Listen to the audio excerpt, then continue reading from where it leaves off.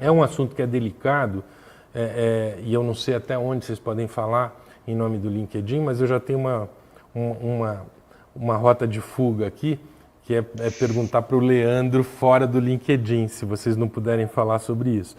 Mas a questão é a seguinte, o LinkedIn tem uma característica que sempre me chamou a atenção, que é você fica despido, né, de alguns símbolos de status, né? Ao mesmo tempo que você coloca, você não pode mentir, né? Então você tem que botar ali o que você é, qual é seu cargo, qual é não sei o quê, e tem que dizer, estou procurando emprego, né?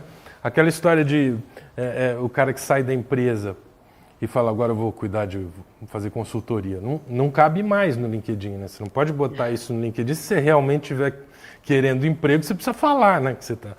Então, eu queria falar com vocês sobre a privacidade. Como é que o LinkedIn lida com a privacidade, né, de todos esses usuários, né, que são tão expostos assim, né?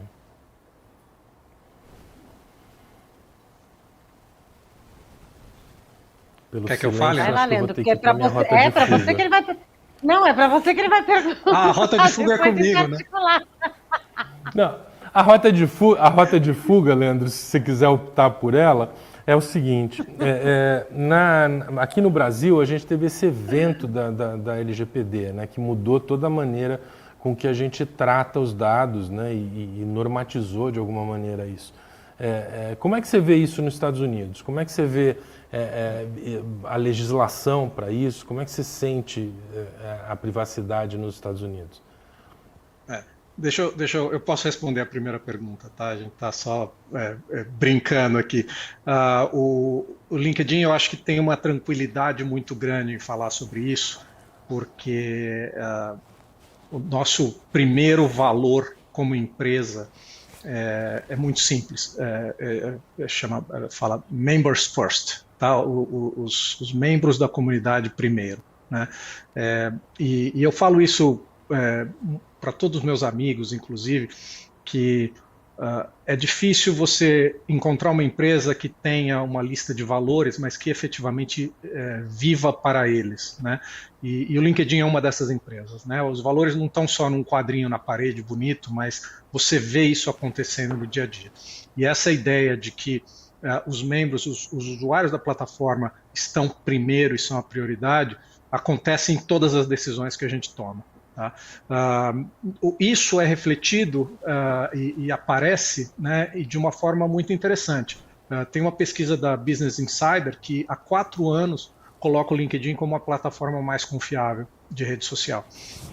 E eu costumo dizer que isso vem por 2 motivos, né? Uma, porque a empresa faz a lição de casa, então a gente segue todas as grandes legislações ou guias de privacidade e segurança, então LGPD, GDPR, etc.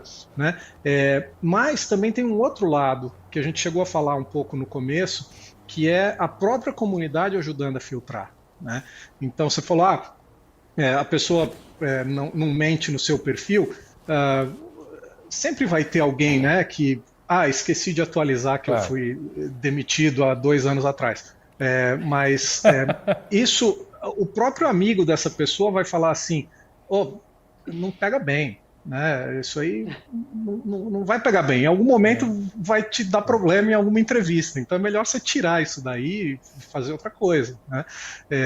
Então esses 2 lados, que de novo, a empresa fazendo a lição de casa fortemente, né, trabalhando com muito cuidado e realmente seguindo as grandes legislações internacionais e regras internacionais, e a própria comunidade ajudando nesse controle, faz com que a gente, enfim, esteja numa posição que a gente está hoje de ser considerada a plataforma mais confiável. Eu acho que, para a sua segunda pergunta, o que está acontecendo aqui nos Estados Unidos hoje em dia é que houve, acho que uma realização muito grande do que pode acontecer se plataformas sociais forem deixadas unchecked, como falam aqui, né? Sem algum tipo de controle e tal. Então tem uma discussão muito grande sobre a questão da liberdade de expressão. E essa discussão está muito forte hoje, né? Se você gosta de podcast, tem hoje no The Daily do New York Times, está falando sobre isso, porque o governo Biden subiu o tom sobre a questão de desinformação sobre vacina, né? Então, eu acho que essa discussão é importante, que também entra nessa questão de o quanto que a plataforma é confiável, o quanto que você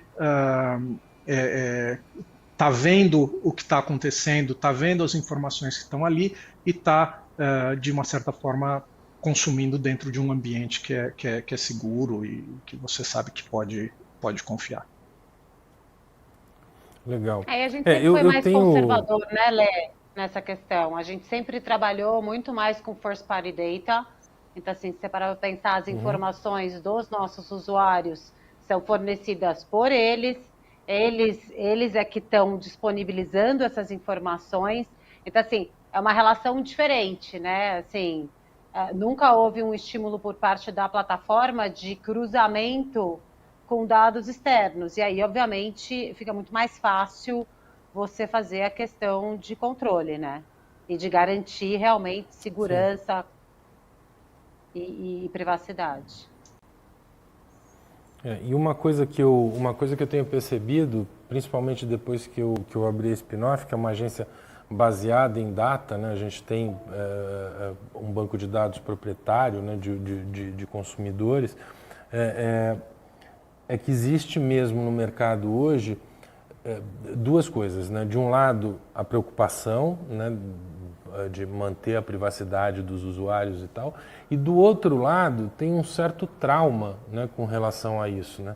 Os clientes parece que estão com o pé muito atrás, a indústria, né, os anunciantes, na verdade, aqui quando eu falo clientes eu me refiro a anunciantes, estão muito com o pé atrás em relação a isso, porque a gente vem de uma sequência de fatos muito ruins, né? Começou com o Cambridge Analytics, depois a gente teve o Zuckerberg no Congresso, tendo que explicar, e em algumas vezes não conseguiu, a AOC botou ele na parede, ele não tinha muito resposta para isso, né? Depois veio aqui no Brasil a LGPD, veio o vazamento do CPF. Então, quando você fala em dados, né, para o cliente, para o anunciante fica com o pé atrás.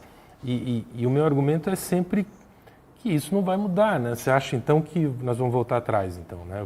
Todo mundo vai apagar suas informações, não vão estar mais disponíveis, né?